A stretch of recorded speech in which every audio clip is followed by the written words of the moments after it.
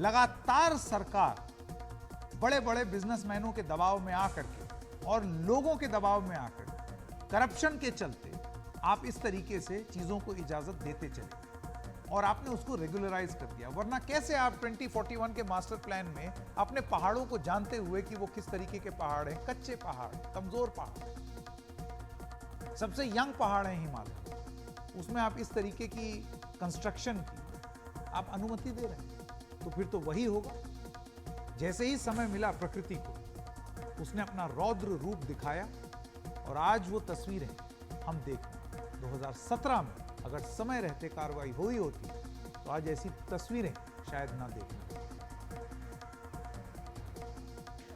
देखिए, जिस तरह कुल्लू के आनी में 8 से 9 बिल्डिंग धराशायी हुए, ढह गए, उसके बाद कहीं ना कहीं ये सवाल उठ रहे हैं कि हिमाचल प्रदेश में कंस्ट्रक्शन के नियमों का उल्लंघन हो रहा है। आपको मैं बताऊं कि हिमाचल प्रदेश में खासतौर पर राजधानी शिमला की अगर मैं कंस्ट्रक्शन की बात करूं तो एनजीटी में 2014 में योगेंद्र मोहन सेन गुप्ता की पिटीशन थी। उसके बाद एनजीटी में एक कमेटी का गठन किया और उस कमेटी की रिकमेंडेशन के बाद एनजीटी ने अपना फैसला दिया, ऑर्डर दिया और ये कहा उस ऑर्डर में कि जो शिमला में राजधानी में खासतौर पर 2.5 मंजिल तक जो है कंस्ट्रक्शन कर सकते हैं। और वो मामला फिर पूर्व की सरकार उसको सुप्रीम कोर्ट ले गई और अभी मामला सुप्रीम कोर्ट में चल रहा है। लेकिन जिस तरह से घटनाएं हो रही है राजधानी शिमला में, हिमाचल प्रदेश में, उससे ये साबित हो गया है कहीं ना कहीं जो है कंस्ट्रक्शन के नियमों का उल्लंघन हो रहा है। सब लोग इसी बारे में जानते हैं, मतलब हर किसी को मालूम है कि समस्या कहां, फिर भी कोई बाज नहीं आता, क्योंकि हम चुनौती देते हैं प्रकृति को कि क्या होगा, चलो ये थोड़ा सा और बना लें, सड़क थोड़ी और चौड़ी कर लें, एक और बिल्डिंग बना लें, एक फ्लोर और बना लें, उसमें एक और बना लें, और चौड़ा कर दें, इससे विकास होगा, प्रगति होगी, विकास होगा और बिजनेस आएगा, इन्वेस्टमेंट आएगा। लीजिए, हो गया ना इन्वेस्टमेंट।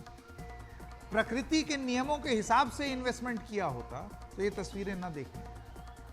हमने बात की प्रोफेसर यशपाल सुंदरियाल और एसपी सती से। दोनों भूविज्ञानी हैं और हिमाचल प्रदेश में इस हालात की वजहों को बहुत बेहतर तरीके से समझते हैं। उनकी बातें सुनते हैं। कुल्लू की बात हो चाहे जोशीमठ की बात हो, हमारे अधिकतर जो पहाड़ी क्षेत्र हैं वो पहाड़ी क्षेत्रों में जितने भी सेटलमेंट हैं जो हिल स्लोप पे हैं पर्टिकुलरली, वो पुरानी लैंडस्लाइड पे हैं। उनके नीचे कोई हार्ड रॉक नहीं है, उनके यहाँ उसके नीचे पत्थर के बड़े बड़े टुकड़े भी हैं और उनके बीच में फाइन मटेरियल से वो भरा हुआ है। अब जब रेनफॉल बहुत टॉरेंशियल होता है तो होता क्या है कि जो फाइन मटेरियल है उसको पानी अंडरग्राउंड और नीचे ले जाता है और उसके बाद जो एक वैक्यूम क्रिएट होता है तो बड़े बोल्डर उस वैक्यूम को ऑक्युपाई करने के लिए मूवमेंट करते हैं। अब जब मूवमेंट करेंगे तो ऊपर उसके ऊपर जो इंफ्रास्ट्रक्चर बना होगा वो इंफ्रास्ट्रक्चर डैमेज होगा। तो मेरा कहने का मतलब ये है कि हिल जो हमारे टाउनशिप हैं या जो हमारे गांव हैं वहां पे प्रॉपर ड्रेनेज सिस्टम बहुत जरूरी है। लोगों को ये बताना बहुत जरूरी है कि जब आप अपने मकान बना रहे हैं तो मकान चाहे आप कच्चे बनाए पक्के बनाए, चारों तरफ से जो है उसको सीमेंट से ऐसे टाइट कर दे कि कम से कम उसके नीचे पानी न जाए, अगल बगल से चले भी जाए तो उतना फर्क नहीं पड़ता। तो बात यह है कि हमारे जितने हिल स्लोप हैं वो कोई हार्ड रॉक पे नहीं है, चाहे आपका कुल्लू हो, चाहे मनाली हो, चाहे आपका जोशीमठ हो, चाहे कर्णप्रयाग हो, चाहे पौड़ी हो, चाहे नैनीताल हो, ये हिल स्लोप पे।